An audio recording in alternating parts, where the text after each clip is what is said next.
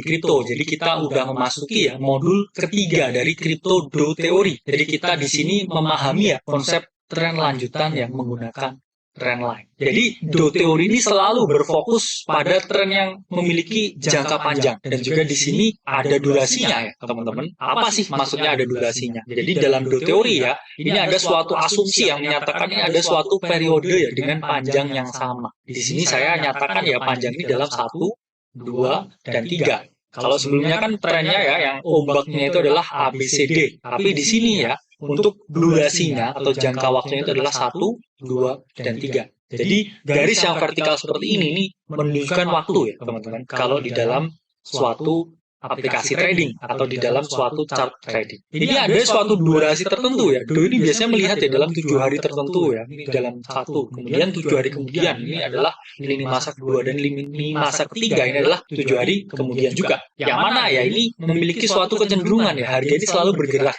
atau dalam lini masa tertentu itu. Di sini kita akan membahas ya kalau Do Theory ini kan memang hanya berfokus kepada tren atau mengenai pergerakan harga. Tapi di sini teman-teman juga harus paham ya, trendline ini juga salah satu elemen yang digunakan ya dalam melihat pergerakan harga. Begitu juga dalam Do Theory. Jadi trendline ini merupakan tools utama yang digunakan ketika teman-teman ya menggunakan atau menganalisa market menggunakan Do Theory.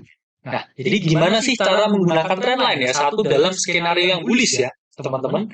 Trendline ini pertanyaannya bagaimana cara menggunakan trendline? Pertama dalam skenario yang bullish. Jadi di sini selalu ada 3 lini masa atau 3 satuan waktu yang mana disebutkan suatu trendline itu baru bisa dinyatakan ya melakukan suatu pembalikan arah. Di sini leading trendnya adalah bearish dan kemudian dia break harga ya. Biasanya ya ini di dalam satuan waktu ketiga yang mana akhirnya harga ini merangkak ke atas dan juga merangkak lebih tinggi.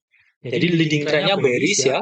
Kemudian di dalam lini masa 1 dia masih terganjal trendline, lini masa 2 dia terganjal trendline, dan ketiga lini masa ketiga akhirnya dia break. Biasanya satuannya selalu seperti itu. Nah, ini kita lihat aja ya. Contohnya di Bitcoin ya. Bitcoin di yang 1 ya ini masih di sini tertolak ya sehingga harga turun. Dia naik lagi di satuan waktu yang kedua. Dia masih tertolak juga ya teman-teman.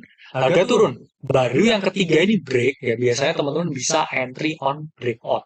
Dimana ketika harga ini sudah close di atas trendline, bisa dinyatakan ya sebagai suatu hal yang valid untuk teman-teman melakukan pembelian atau long. Nah, kemudian kedua dalam skenario yang bearish. Jadi pada dasarnya juga ada 3 ya satuan waktunya ya. Satuan waktu 1, satuan waktu 2, dan satuan waktu 3. Dimana di sini leading trendnya itu adalah bullish atau harga naik ke atas. Dimana di dalam lini masa 1, harga ini masih memantul. Di lini masa 2, harga juga masih memantul. Dan di lini masa ketiga ini biasanya ya terjadi suatu pembelokan harga atau perbalikan arah dari bullish menjadi bearish. Ini contohnya Bitcoin ya. Jadi ini masa 1 ya, ini harga masih bouncing di sini.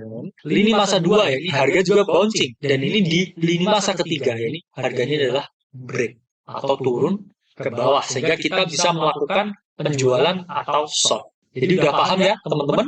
Kalau di dalam Do Theory kita lihat lini masa 1, 2, 3 itu dalam satuan waktu tertentu, itulah kenapa garisnya vertikal. Dan untuk melihat pergerakan harganya kita menggunakan satuan ABCD ya, atau alfabet dalam melihat gelombang pergerakan harga naik atau turun. Salam investing dari Akademi Crypto, sampai berjumpa di video selanjutnya.